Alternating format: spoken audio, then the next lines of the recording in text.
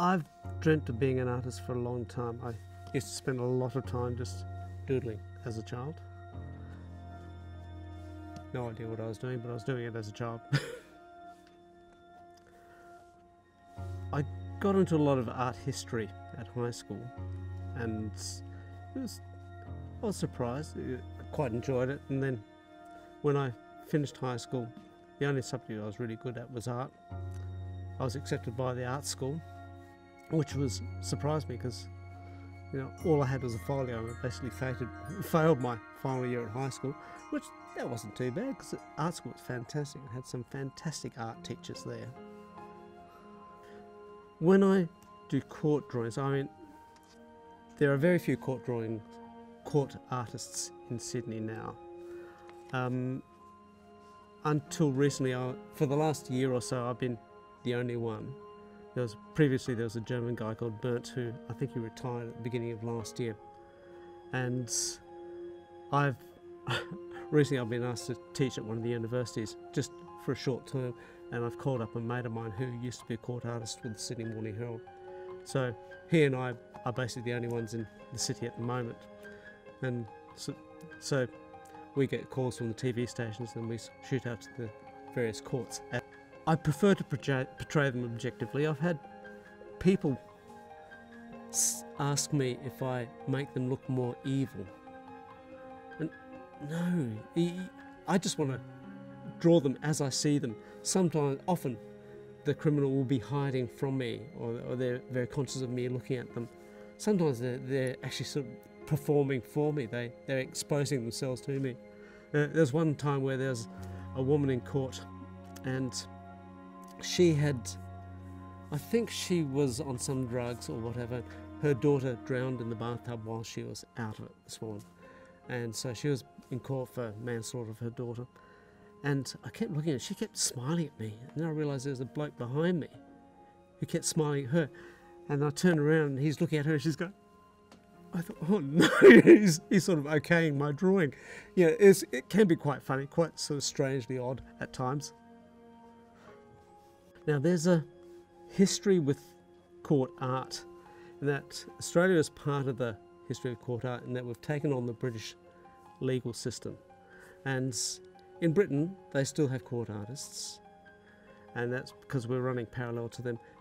They've only got 3 court artists in the United Kingdom at the moment. The purpose of having court artists is basically a carry-on from the newsprint days before they had decent photographers. In America, photography came into the courts. The British didn't allow photography in the courts. In the US, they did.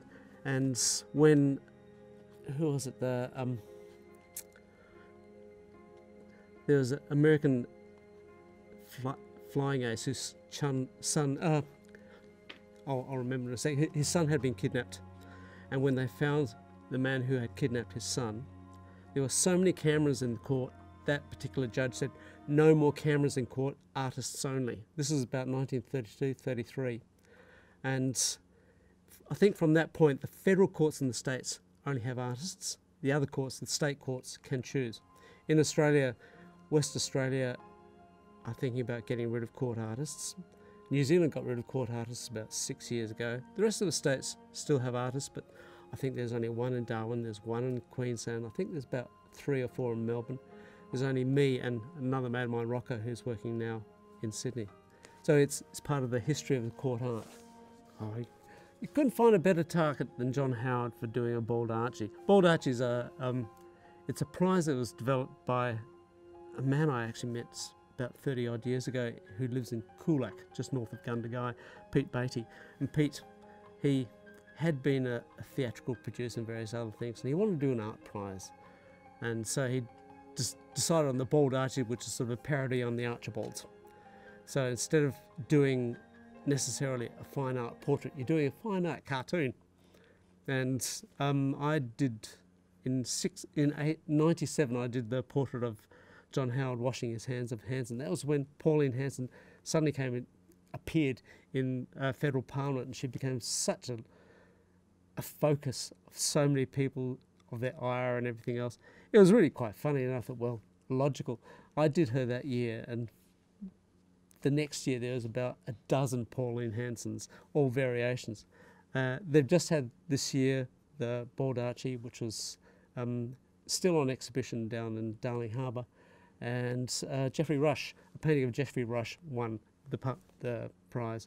I did a picture of, I'm sorry, names are escaping me, that Richard Gill, the Sydney-based conductor who died last year, and I've got him conducting the choir invisible, so he's flying in the sky.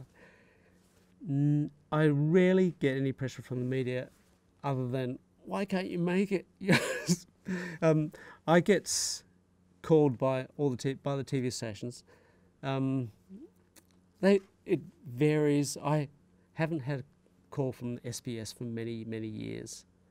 ABC, they're caught up in financial trouble regularly, and so I haven't heard much from the ABC lately, unless it's a really sort of an urgent thing. They don't have any imagery. One of the things we find now is that Facebook is a killer for a lot of drawings, because these images are available on Facebook, and so they don't need me. If it's sort of free to air, we can sort of grasp it off Facebook. It's fantastic. But newspapers, I only occasionally get things from newspapers.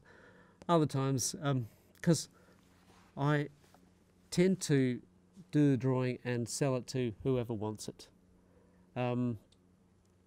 Every so often they want to have sort of be the only buyers of it. I said, okay, you want that, we'll do that. I won't tell anyone else we're doing that. Unfortunately, I'll be there and there'll be all the other stations saying, why can't we sell it to you?